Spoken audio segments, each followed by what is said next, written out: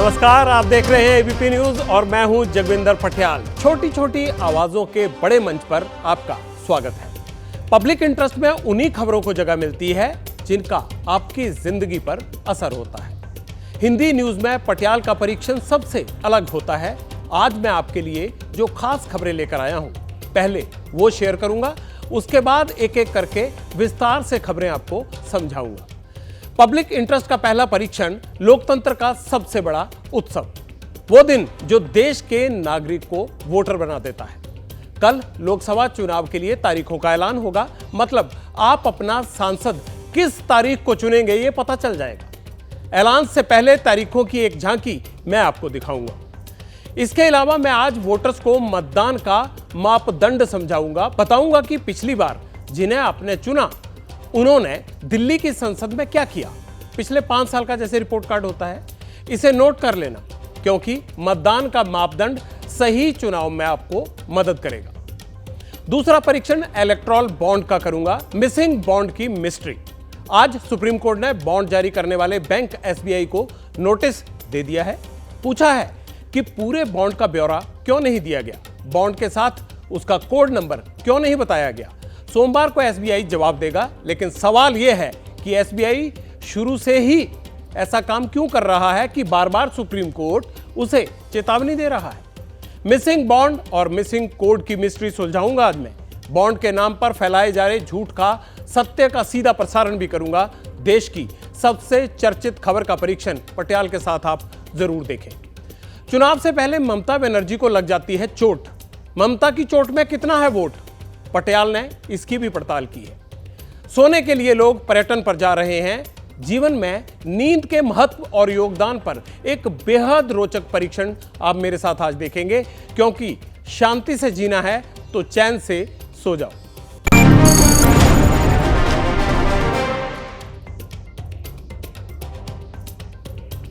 सबसे पहले Patial mister bond के मिसिंग नंबर की मिस्ट्री का परीक्षण करेगा। कल लोकसभा चुनाव का ऐलान होना है, लेकिन देश को यह कैसे पता चलेगा कि चुनावी चंदे में किसने कितना खेल किया, कैसे होंगे 2024 के चुनाव में, और आपको यह भी बताऊंगा। लेकिन उससे पहले आप चुनावी चंदे से जुड़ी कुछ महत्वपूर्ण बातें समझ लीजिए। जैसे कि आप सब लोग जानते हैं, चुनाव आयोग ने पूरे देश में चुनाव चंदे का हिसाब रखने का फरमान जारी किया था। चुनावी चंदे का यह लेखा जोखा 2019 से 2024 के बीच का है।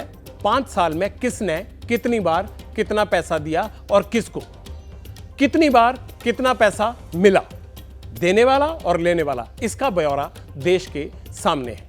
लेकिन स्टेट बैंक ऑफ इंडिया ने जो इलेक्टोरल बॉन्ड जारी किए हैं, या मान ले कि एसबीआई जिसका होलसेल डीलर है, उसे आज सुप्रीम कोर्ट ऑफ इंडिया ने सवालों के कटघरे में खड़ा कर दिया। क्यों? सुप्रीम कोर्ट ने पूछा, एसबीआई ने डोनर के साथ बॉन्ड का कोड नंबर चुनाव आयोग को क्यों नहीं दिया? बॉन्ड के कोड का क्या कनेक्शन है, यह भी आपको बताना चाहिए, बताऊंगा भी मैं। लेकिन उससे पहले मैं 5 बड़ी बातें आपके सामने रखना चाहता हूं, इन पर गौर कीजिए। पहली बड़ी बात यह, एसबीआई ने सुप्रीम कोर्ट के कहने पर भी हर बॉन्ड का कोड क्यों नहीं बताया। दूसरी बड़ी बात, 5 साल में कुल 22,217 बॉन्ड खरीदे गए। राजनीतिक दलों ने 22,030 बॉन्ड कैश करवाए। लेकिन 14 मार्च को चुनाव आयोग ने जब डाटा पब्लिश किया तो एसबीआई ने 18,871 बॉन्ड का ही ब्यौरा दिया। बाकी कहां है? बाकी बचे हुए 3,159 बॉन्ड कहां गए? इसकी जानकारी क्यों नहीं दी गई? और तीसरी अहम बात क्या है, 5 साल में ऐन चुनाव से पहले बॉन्ड खरीदने की रफ्तार दुगने से भी ज्यादा कैसे हो जाती है और क्यों हो जाती है? चौथी बड़ी बात, चंदा देने वाले ने 5 सालों में बार बार चंदा क्यों दिया? पांचवी बड़ी बात, जानकारी देने के मामले में स्टेट बैंक ऑफ इंडिया शुरू से ही सुप्रीम कोर्ट के निशाने पर है, फिर भी बॉन्ड का पूरा ब्यौरा देने में एसबीआई ने हीला हवाली क्यों की? राष्ट्रीय महत्व के इस विषय पर हीला हवाली के पीछे कौन है और क्यों स्टेट बैंक ऑफ इंडिया मौन है? इन सारे सवालों का जवाब पटियाल के आपके लिए पेश करेगा। मिस्टर बॉन्ड की हर सीक्रेट डील और कोड आज पब्लिक इंटरेस्ट में डिकोड होगा। लेकिन पहले मैं आपको मिस्टर बॉन्ड की मिस्ट्री पर छिड़े सियासी युद्ध की एक टेलीफिल्म दिखाता हूं।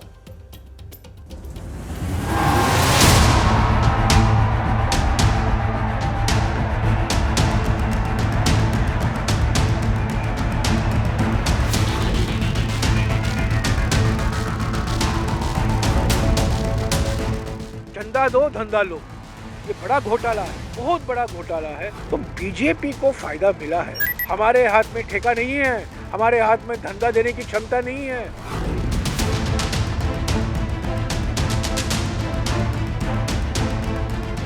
साफ है कि वो रेड और ये बॉन्ड्स के खरीदने के बीच में संबंध है। उस समय हमने जो कहा, ये एक कानूनी दर्जा दिया जा रहा है राजनीतिक भ्रष्टाचार। कोई भी इलेक्ट्रल बॉन्ड जो खरीदा उसके ऊपर कोई कार्रवाई हुई कहीं? जो अदालत ने फैसला दिया है उसके मुताबिक एसबीआई ने लिस्ट सौंप दी है और इसमें कोई हेराफेरी की या चालाकी की गुंजाइश नहीं है।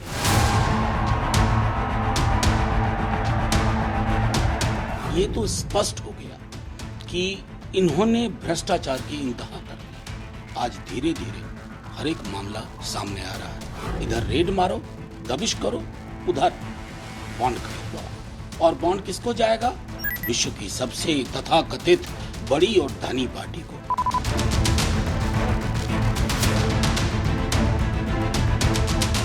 हिंदुस्तान में दो बहुत बड़े स्कैम हुए। एक तो नोटबंदी का, अब दूसरा उससे भी बड़ा स्कैम ही है। ये चुनावी नहीं मुद्दा नहीं, ये देश का मुद्दा है। क्योंकि जब इलेक्टोरल बॉन्ड्स आ रहे थे, हम सब पार्लियामेंट में कह रहे थे कि ये है क्या चीज। बॉन्ड्स किसको दिए है सबको मालूम। इलेक्टोरल बॉन्ड्स खरीदकर भारतीय जनता पार्टी के खाते में पैसा जाता है। भ्रष्टाचार का सबसे बड़ा स्रोत कोई होगा तो प्रधानमंत्री कार्यालय।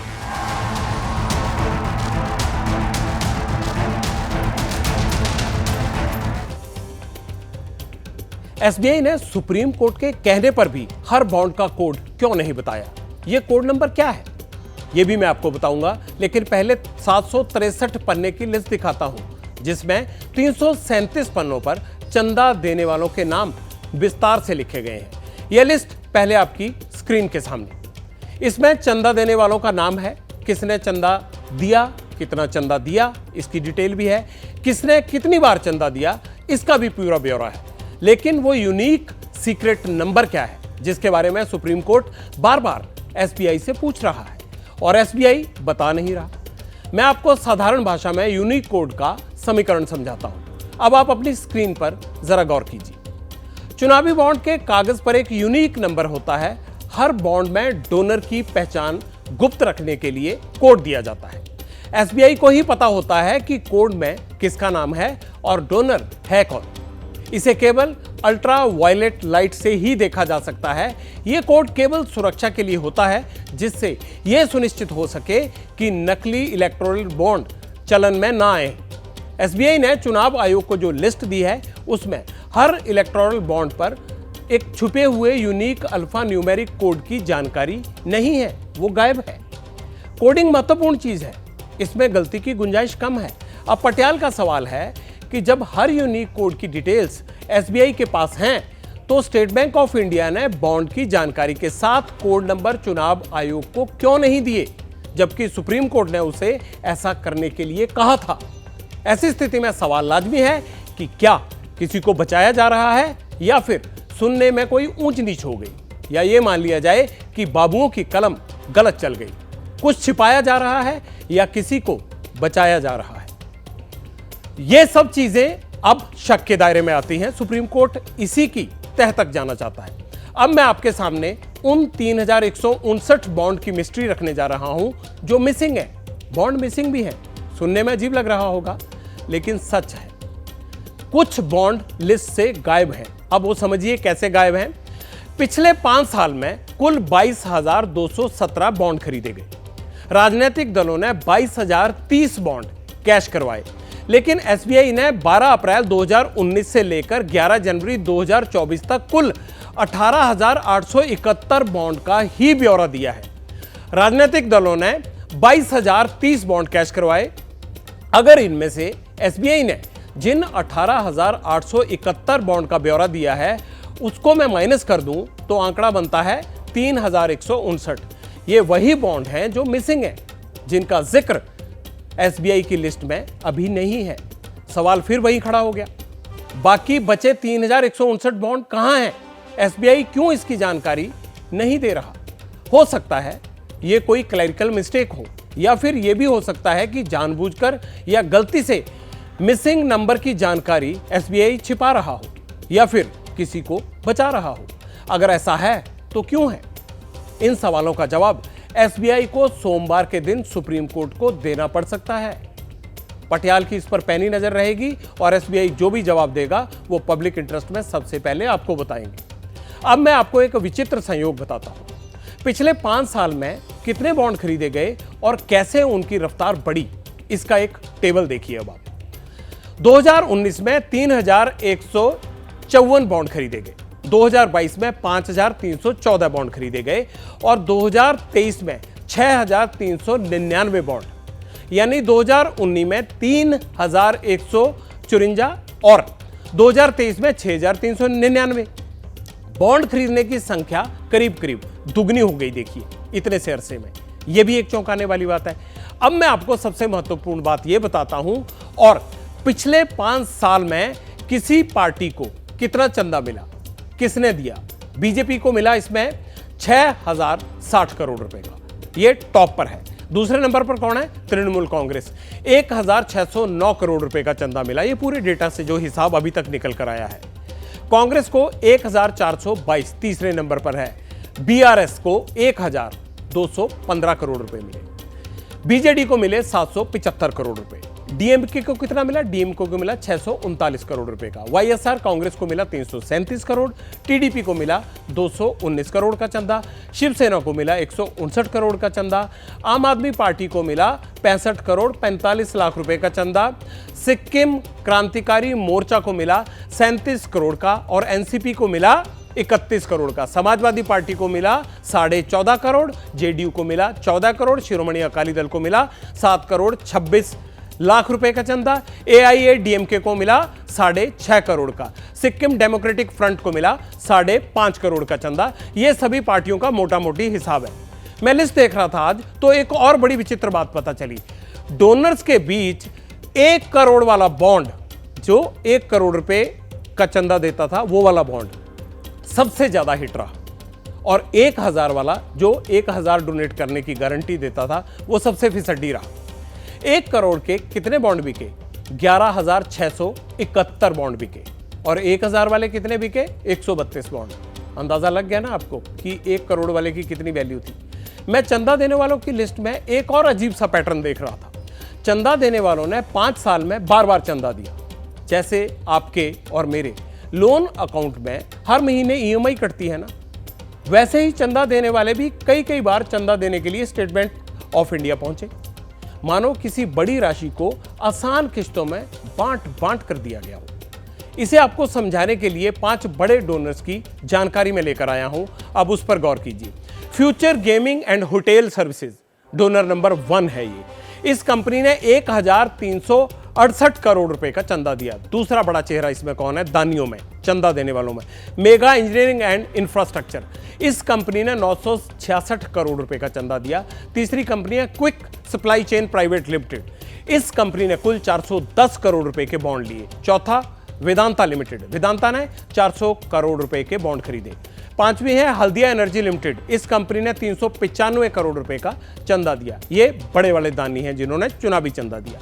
अब मैं आपको बताता हूं कि 5 बड़े डोनर्स में कितने बॉन्ड्स में कब कितना पैसा डोनेट किया गया और कितने अंतराल पर यह पैसा दिया गया। सबसे पहले top donor future gaming and hotel services. इन्होंने क्या किया? 2020 में 150 बॉन्ड लिए और 2021 में कितने लिए? 334 बॉन्ड। ये जो चुनावी चंदे वाले बॉन्ड है उसी की बात कर रहा हूं। 2022 की बात करें तो 500 बॉन्ड खरीदे। 2023 की बात करें तो 321 बॉन्ड खरीदे और 2024 में इन्होंने चुनावी चंदे के 63 बॉन्ड खरीदे। अब जो दूसरा सबसे बड़ा दानी चुनावी चंदे वाला है उस कंपनी का देख लेते हैं, mega engineering and infrastructure limited. उसने क्या किया? 2019 में 130 बॉन्ड खरीदे, 2020 में सिर्फ 20 खरीदे, 2021 में 178 खरीदे, 2022 में 223 खरीदे और 2023 में कितने खरीदे? सीधे 415 बॉन्ड खरीदे। चलिए तीसरे पे आ जाते हैं। Quick supply chain private limited ने 2022 में 360 बॉन्ड खरीदे और 2023 में 50 बॉन्ड खरीदे। चौथे नंबर पर है वेदांता लिमिटेड। साल 2019 में 63 बॉन्ड खरीदे, 2021 में चुनावी चंदे के 25 बॉन्ड खरीदे और 2022 में 271, 2023 में 70 बॉन्ड खरीदे। चलिए अगला जो है सबसे बड़ा दानी हल्दिया, उसका देख लेते हैं उन्होंने क्या दिया। 2019 में इन्होंने 34 बॉन्ड खरीदे, 2020 में 21, 2021 में 105 बॉन्ड खरीदे और 2022 में चंदे वाले ये 85 बॉन्ड खरीदे। यस, और साल 2023 में 115 और 2024 की अगर बात करें तो 35 बॉन्ड खरीदे गए। आगे चलकर बार बार बॉन्ड की ये खरीद भी एक बड़ा मुद्दा बनेगी। क्यों? क्योंकि आम चुनाव सिर पर है और जब आम चुनाव करीब होता है तो आप वोटर हैं। इस फैक्ट को याद रखिएगा कि किसने किस पार्टी को कितना चंदा दिया, देने वाला कौन है और उसका क्या कारोबार, क्या धंधा है, आपके आसपास भी हो सकता है। क्योंकि जिन पार्टियों ने चंदा लिया है उन्हीं के उम्मीदवार तो आपके दरवाजे पर वोट मांगने के लिए आते हैं, इसलिए इस पूरे आंकड़े को याद रखिएगा। एबीपी न्यूज पर इस वक्त बड़ी खबर आ रही है और बड़ी खबर यह है कि चंदे के मामले में बड़ा खुलासा कर रहा है एबीपी न्यूज। चुनावी चंदे की लिस्ट का परीक्षण करने पर सामने यह आया है कि दिए गए चंदे और रिसीव किए गए चंदे के बीच 611 करोड़ रुपए का अंतर है। मतलब डोनर्स ने 12,155 करोड़ रुपए के बॉन्ड खरीदे, लेकिन राजनीतिक पार्टियों की लिस्ट में एंट्री है 12,766 करोड़ रुपए की और 12,766 करोड़ में 12,155 करोड़ घटाएं तो 611 करोड़ रुपया ऐसा है जो अंतर पाया जाता है, उसका फर्क है। ये एक्स्ट्रा पैसा कहां से आया, इसका जवाब ढूंढने की जरूरत है। इस 611 करोड़ रुपए का हिसाब भी एसबीआई को देना होगा कि आखिरकार ये अंतर क्यों है। चंदा देने वालों ने कोई गुनाह नहीं किया, देश के कानून के मुताबिक ही चंदा दिया है, उनकी पहचान गुप्त रहनी चाहिए थी। लेकिन सुप्रीम कोर्ट ने इस चंदा नीति को गलत ठहराया तो हालात बदल गए। अब सबकी नजर क्या है? नजर फैक्ट्स पर है कि किसने किस पार्टी को कितना चंदा दिया और चंदा लेने वाले की आर्थिक, राजनीतिक और सामाजिक हैसियत में चंदा देने के बाद क्या बदलाव आया। एक बात और कि चंदा देने के लिए किसी ने देश के कानून से खिलवाड़ तो नहीं किया, क्योंकि डोनर लिस्ट में ऐसे नाम भी हैं जिन्हें शक की नजर से देखा जा रहा है। अब सवाल यह है कि इसका समाधान क्या है। कुछ समय पहले ही एक विचार आया था कि चुनाव लड़ने का पैसा सरकार ही दे दे, सरकार ही क्यों नहीं देती, लेकिन यह बात आगे नहीं बढ़ी। अब उम्मीद करते हैं कि इतने बड़े विवाद के बाद इस बारे में भी पुनर्विचार होगा ताकि चंदा पर कोई ग्रहण न लगे।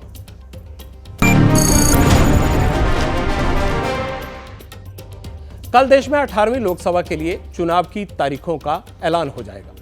मतलब आपको वो डेट्स पता चल जाएंगी जब आपको मतदान बूथ में जाकर संसद के लिए अपना प्रतिनिधि चुनना है। कल ही चुनाव आयोग के 2 नए कमिश्नर नियुक्त किए गए थे, ज्ञानेश कुमार और सुखवीर संधू। चुनाव आयोग की पूरी टीम कल आपको बताएगी कि चुनाव कितने चरणों में होंगे, कौन कौन सी तारीखों को वोटिंग होगी, कितने दिनों तक देश में चुनाव प्रक्रिया चलेगी। ये तमाम जानकारियां कल दोपहर बाद आपके सामने आ जाएंगी। लेकिन उससे पहले कुछ बातें पटियाल जो आज ही आपको बताना चाहता है, तो पब्लिक इंटरेस्ट में दर्शकों के साथ उन्हें शेयर करूंगा। इस बार चुनाव में मतदान की शुरुआत दक्षिण भारत से हो सकती है। ये जानकारियां कंफर्म नहीं है, ऐसी हमें जानकारी पता चली है जो आपसे साझा कर रहे हैं। और इसमें सबसे पहले तमिलनाडु, केरल, कर्नाटक, आंध्र प्रदेश, तेलंगाना, ओडिशा में पोलिंग हो सकती है, क्योंकि देर करने के कारण यहां मौसम गर्म हो जाता है और इसका असर मतदान पर पड़ सकता है। पूर्वोत्तर के 5 राज्यों पर एक चरण में ही वोटिंग हो सकती है। ये राज्य हैं अरुणाचल, मेघालय, नागालैंड, मिजोरम और त्रिपुरा। यानी एक ही दिन में इन जगहों पर सभी राज्यों में चुनाव करवाए जा सकते हैं। लेकिन असम और मणिपुर में एक से ज्यादा फेज में वोटिंग हो सकती है। दिल्ली, पंजाब और हरियाणा में भी एक ही दिन चुनाव हो सकते हैं। राजस्थान की 25 सीटों के लिए 2 से 3 चरणों में मतदान हो सकता है। मध्य प्रदेश की 29 सीटों के लिए 3 से 4 फेज में चुनाव हो सकता है। सबसे ज्यादा 80 सीटों वाले उत्तर प्रदेश का है और 40 सीटों वाले बिहार का भी। इन दोनों राज्यों में 6 से 7 चरणों में मतदान करवाया जा सकता है। यह हमें सूत्रों के हवाले से जानकारी मिली है।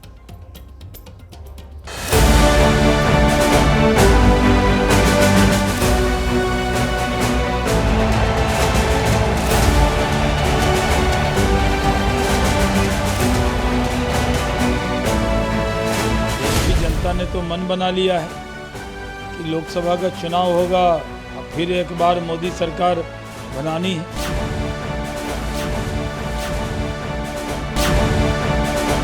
इलेक्शन कमीशन पे हमेशा देश के लोगों ने शक जाहिर किया है, भारत पे दुनिया की निगाहें लगी हैं, तो उम्मीद की जाती कि ये ईमानदारी से और सच्चाई के साथ इलेक्शन हो।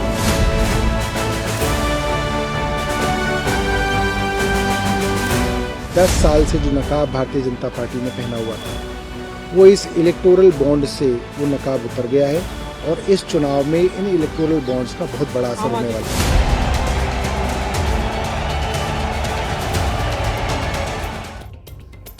कल दोपहर लोकसभा चुनाव में मतदान की तारीखों की औपचारिक घोषणा हो जाएगी, लेकिन पटियाल आपको बताएगा कि चुनाव की घोषणा के बाद क्या बदल जाएगा। चुनाव की तारीखों का ऐलान होते ही देश में मॉडल कोड ऑफ कंडक्ट यानी आचार संहिता लागू हो जाएगी। देश के पूर्व मुख्य चुनाव आयुक्त ओपी रावत से जानिए आदर्श आचार संहिता का मतलब क्या होता है। भारत निर्वाचन आयोग पूरा प्रयास करता है कि सभी दलों के लिए, रूलिंग पार्टी और अन्य सभी दलों के लिए लेवल प्लेइंग फील्ड क्रिएट हो। यही उद्देश्य है आचार संहिता का। इस संबंध में राज्य सरकार के जो लोग हैं, रूलिंग पार्टी के जो लोग हैं, वो सरकारी रेस्ट हाउसेज, सर्किट हाउसेज, उनका उपयोग किसी भी चुनाव कार्य के लिए नहीं कर सकते और उनका उपयोग भी इक्विटेबल तरीके से सबको बराबर बराबर मिले, ऐसी व्यवस्था उन्हें करनी होती है। सरकारी वाहनों का उपयोग नहीं कर सकते, सरकारी खर्चे पर विज्ञापन नहीं निकाल सकते, कोई भी नई घोषणा नहीं कर सकते, किसी भी तरह की नई योजना नहीं लागू कर सकते, कोई भी नया काम नहीं टेंडर कर सकते, जो भी बन चुके हैं उनका इनॉग्रेशन नहीं कर सकते, उनको कोई भी शिलान्यास वगैरह नया नहीं कर सकते। इन सब पर बंदिश लग जाती है। दूसरे लोगों पे भी इसमें बंदिशें हैं, जैसे कि अगर किसी की आलोचना करनी है कैंपेन के दौरान तो वो पॉलिसीज की करें, प्रोग्राम की करें, उनकी फेलियर की करें, लेकिन किसी भी व्यक्ति का व्यक्तिगत चरित्र हनन, उसकी कोई बात अपने कैंपेन में ना डालें। देश मतदान के लिए तैयार है, आप अपने प्रत्याशी का चयन करेंगे। तो पटियाल ने सोचा क्यों ना आपको बता दिया जाए कि पिछली बार आपने जिन्हें चुना था उन्होंने संसद में आकर क्या कुछ किया। सांसदों का ये रिपोर्ट कार्ड हमने वोटर्स को अलर्ट करने के लिए तैयार किया है। संसद में मुख्य काम बहस होता है। आपको सबसे पहले बताते हैं कि संसद में किसने कितनी बहस की और कौन हंगामे में लगा रहा। हमने इसे 3 हिस्सों में बांटा है। सबसे पहले पोस्ट ग्रेजुएट सांसदों ने संसद में औसतन 59% बहस में हिस्सा लिया। ग्रेजुएट सांसदों ने औसतन 47% चर्चाओं में हिस्सा लिया और 12वीं पास सांसदों ने सिर्फ 34% बहस में हिस्सा लिया। अब मैं आपको राज्यों के सांसदों का रिपोर्ट कार्ड भी दिखाता हूं। लोकसभा में किस राज्य के सांसद सवाल पूछने में आगे रहे। 17वीं लोकसभा में महाराष्ट्र के सांसदों ने सबसे ज्यादा 370 सवाल पूछे। आंध्र प्रदेश के सांसदों ने 275 सवाल पूछे। राजस्थान के सांसदों ने 273 प्रश्न पूछे। केरल के सांसदों ने 268, ये राज्यवार सिलसिला है। तमिलनाडु के सांसदों ने 257, झारखंड के सांसदों ने 243, 215 सवाल तेलंगाना के सांसदों ने भी उठाए। 206 सवाल मध्य प्रदेश के सांसदों ने पूछे। 204 सवाल ओडिशा के सांसदों ने पूछे और गुजरात के सांसदों ने पूछे। कितने सवाल? 201 सवाल। सांसदों की सक्रियता पर उनकी आयु भी बड़ा असर रखती है। जिसकी जितनी एज होती है उस हिसाब से उनकी सक्रियता रहती है। 60 साल से कम उम्र वाले सांसदों ने 17वीं लोकसभा में 226 सवाल पूछे। 60 साल से ज्यादा उम्र वाले सांसदों ने कितने सवाल पूछे? 180 सवाल पूछे। और 6 से ज्यादा बार लोकसभा पहुंच चुके सांसदों ने सिर्फ 106 सवाल पूछे।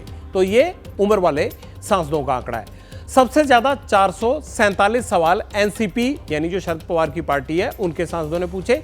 शिवसेना के सांसदों ने 385 सवाल पूछे, ये पार्टी वाइज है। डीएमके के सांसदों ने 269 सवाल पूछे। कांग्रेस के सांसदों ने 216 सवाल पूछे। बीजेपी के 300 प्लस सांसदों ने सिर्फ 180 सवाल पूछे। 17वीं लोकसभा में सांसदों की परफॉर्मेंस से जुड़ी एक और जानकारी आपसे साझा करता हूं। सबसे ज्यादा सवाल पूछने वाले सांसद कौन रहे? लोकसभा में एआईएमआईएम के 2 सांसद हैं। दोनों ने मिलकर 640 सवाल पूछे। रेवोल्यूशनरी सोशलिस्ट पार्टी में अकेले सांसद ने लोकसभा में 270 सवाल पूछे। ये इकलौते का आंकड़ा है। हम आपको बहस और चर्चा में शामिल होने का रिकॉर्ड भी बताते हैं कि किसका कैसा रिकॉर्ड रहा। बीएसपी बहुजन समाज पार्टी के सांसद लोकसभा में सबसे ज्यादा 131 बहस में शामिल हुए। कांग्रेस के सांसदों की 63 चर्चाओं में हाजिरी रही, हिस्सेदारी रही। बीजेपी के सांसद 39 चर्चाओं में शामिल हुए। जेडीयू सांसदों ने 38 बहस में हिस्सा लिया और टीएमसी के सांसद 29 चर्चा में शामिल हुए।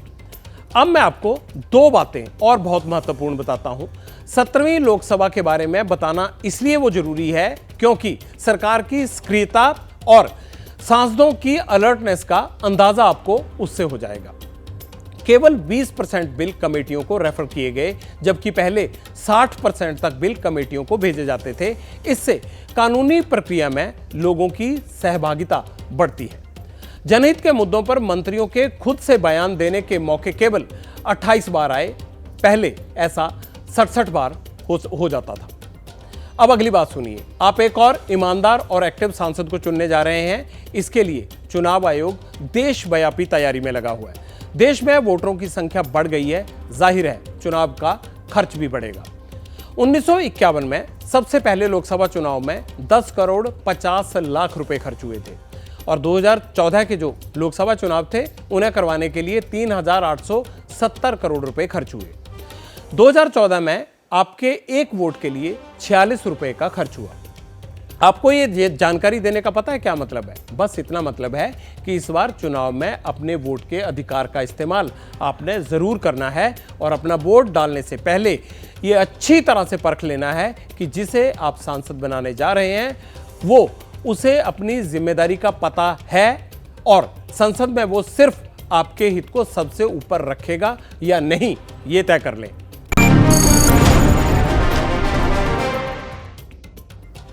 चुनावी चंदे और नेता के रिपोर्ट का परीक्षण कार्ड तो आपने देख लिया। अब पटियाला चुनाव पर चोट का परीक्षण करेगा। चोट किसी को भी लगे, उसके साथ इंसानियत के तौर पर सहानुभूति होनी चाहिए, हो भी जाती है। लेकिन अगर चोट पर वोट वाला मरहम लगाया जाए लगे तो क्या करना चाहिए फिर उसके लिए? दो तस्वीरें देखिए। पश्चिम बंगाल की सीएम ममता बनर्जी कल 14 मार्च को गंभीर रूप से घायल हो गई। अस्पताल में भर्ती होना पड़ा उनको। डॉक्टर्स को बताया गया कि ममता अपने घर में पीछे धक्का लगने के कारण गिर पड़ी हैं। उनके माथे में 3 और नाक पर 1 टांका लगा है, जिसे हम स्टिचेस कहते हैं। उम्मीद है जल्द स्वस्थ हो जाएंगी। हमारी शुभकामनाएं हैं उन्हें। गेट वेल सून हम कहेंगे। 24 जनवरी 2024 को भी ममता इसी तरह से चोटिल हो गई थी। कोलकाता जाते वक्त उनकी गाड़ी का एक्सीडेंट हो गया होगा। आप में से बहुत सारे जानते भी होंगे। अब लोगों का मानना है कि ममता का चोट और वोट से पुराना नाता है क्या? बताऊं कैसे? पहले थोड़ा सा फ्लैशबैक में चलते हैं। साल 2021 का चुनाव आपको याद होगा। तब ममता के पैर में चोट लगी थी। विधानसभा चुनाव में ममता को व्हील चेयर पर प्रचार भी करना पड़ा था। आपने सबने तस्वीरें देखी थी। उनको काफी मशक्कत करनी पड़ी थी प्रचार में। ममता ने तब आरोप ये लगाया था कि गाड़ी के पास कुछ लोग आए और उन्हें धक्का दे दिया। पटियाला का सवाल है, चुनाव में जो चोट लगती है जनता के बीच उसका कुछ संदेश जाता है या फिर संदेश खाली ही रहता है? अब आपको चुनावी चोट का वोट कनेक्शन समझाता हूं।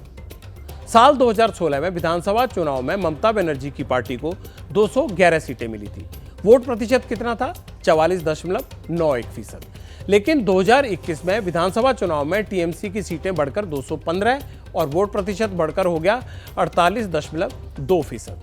ये वही दौर था जब ममता बनर्जी को चोट लगने के चलते प्रचार व्हील चेयर पर करना पड़ा था। 2019 के लोकसभा चुनाव में टीएमसी ने 42 में से 22 सीटों पर जीत दर्ज की थी। 19 के लोकसभा चुनाव में टीएमसी का वोट प्रतिशत था 43.69%।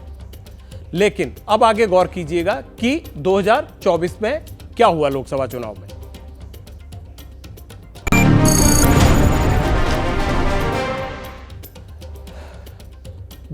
के लोकसभा चुनाव में यह हुआ कि भाई कल तारीखें घोषित हो जाएंगी।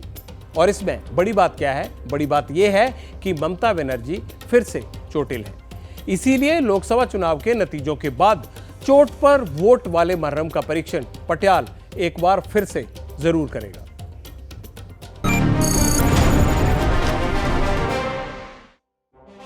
चुनाव और बॉन्ड ने बड़े बड़ों की नींद उड़ा रखी है, लेकिन अगर आपको शांति से जीना है तो चैन से सो जाइए।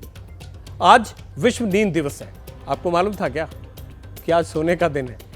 इसीलिए एक बात बताइए, जब आप सुबह से घर से ऑफिस निकलते हैं और किसी एक दूसरे तीसरे काम में आप उलझ जाते हैं, तो क्या आपको लगता है कि आज नींद पूरी नहीं हुई, अभी और सोना चाहिए? अगर ऐसा है तो खतरे की घंटी बज चुकी है। पटियाल ने देश में बढ़ रही नींद की कमी वाली महामारी का परीक्षण किया है, उसको देखिए।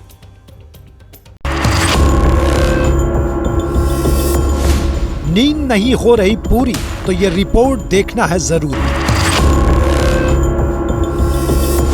कायदे की नींद का कितना फायदा? आपकी नींद पर ऑल इंडिया सर्वे। भारत के 55% लोगों को हेल्दी नींद नहीं मिल पा रही है। ये वो लोग हैं जो एक दिन में 6 घंटे भी नहीं सो पाते।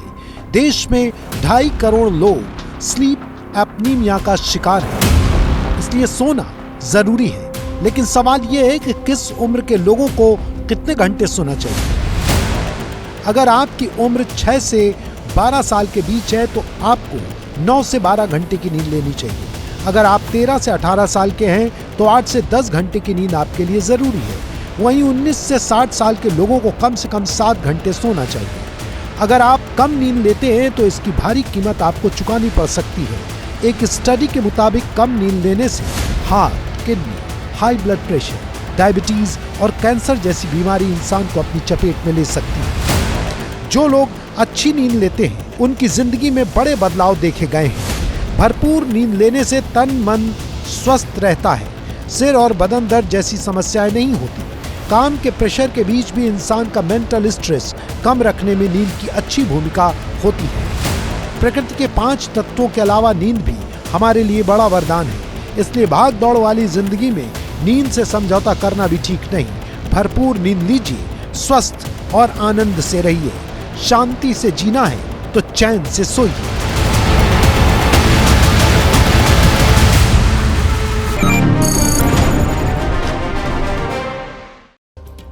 नींद बहुत ज़रूरी है और आपको अच्छी नींद तभी आएगी जब आप इलेक्ट्रॉनिक गैजेट्स का कम इस्तेमाल करेंगे। सुबह शाम टहलना शुरू कीजिए, एक्सरसाइज कीजिए, दोस्तों के साथ समय बिताइए और सबसे ज़रूरी बात, किसी भी तरह की नशेबाजी से दूर हो जाइए, उसके चक्कर में मत फंसिए। हम आपको एक बार फिर याद दिलाना चाहते हैं, इलेक्टोरल बॉन्ड के मुद्दे पर एबीपी न्यूज़ ने बड़ा खुलासा किया है। वो जानकारी एक बार फिर हम आपको देते हैं। चुनावी चंदे की लिस्ट का परीक्षण करने पर सामने आया है कि दिए गए चंदे और रिसीव किए गए चंदे में 611 करोड़ रुपए का अंतर है। मतलब डोनर्स ने 12,155 करोड़ रुपए के बॉन्ड खरीदे, लेकिन राजनीतिक पार्टियों की लिस्ट में एंट्री है 12,766 करोड़ रुपए की। और 12,766 करोड़ में अगर मैं 12,155 करोड़ रुपए घटा दूं तो 611 करोड़ रुपए का अंतर, गौर से सुन लीजिए, 611 करोड़ रुपए का अंतर उसमें साफ झलकता है। यह एक्स्ट्रा पैसा कहां से आया, इसका जवाब ढूंढने की बहुत सख्त जरूरत है। यह बड़ी खबर है इस वक्त की एबीपी न्यूज पर, जिसका खुलासा हम कर रहे हैं। इस वक्त एक बड़ी खबर आ रही है और बड़ी खबर यह है कि तेलंगाना के पूर्व सीएम के चंद्रशेखर राव की बेटी के कविता को गिरफ्तार कर लिया गया है। दिल्ली के शराब घोटाले के मामले में यह गिरफ्तारी हुई है। के कविता को एनफोर्समेंट डायरेक्टरेट की टीम हैदराबाद से दिल्ली ला रही है। हैदराबाद में ही उनकी गिरफ्तारी हुई है। पहले ईडी ने कविता के घर पर छापेमारी की, इसके बाद उन्हें गिरफ्तार कर लिया गया। इस गिरफ्तारी के बाद संभावना यह व्यक्त की जा रही है कि जरूर केजरीवाल की मुश्किलें भी अब बढ़ेंगी, क्योंकि शराब घोटाले में आम आदमी पार्टी के डेप्यूटी सीएम मनीष सिसोदिया समेत कई लोग पहले ही जेल में हैं इस वक्त, और अरविंद केजरीवाल को भी ईडी ने इस सिलसिले में पूछताछ का नोटिस लगातार भेजा है। अब बारी आपके कमेंट्स की है जो आपने हमें पिछले शो पर भेजे हैं। देख लेते हैं क्या लिखा है आपने। अनिल महाराज लिखते हैं, ईडी सीबीआई जिन कंपनियों के इलेक्ट्रल बॉन्ड के जरिए अंधाधुंध चंदा दिया है उन लोगों पर छापा क्यों नहीं डाल रही है? देश के लोग सच जानना चाहते हैं। और आगे कमेंट्स, पटियाल का कमाल, खबरों से करते मालामाल, गियर बदलते, स्पीड बढ़ाते, खबरों की असली खबर बताते। बल्ले बल्ले आपकी डियर कवरेज करते विदाउट फियर। प्रवीण खुराना यमुनानगर से लिखते हैं, बहुत बहुत शुक्रिया आपका। और अब पब्लिक इंटरेस्ट में इतना ही। अब मुलाकात होगी आपसे सोमवार रात 9 बजे, लेकिन एबीपी न्यूज़ पर खबरों का सिलसिला लगातार जारी है। अखिलेश आनंद स्टूडियो में आ चुके हैं। मुझे दीजिए इजाज़त, नमस्कार।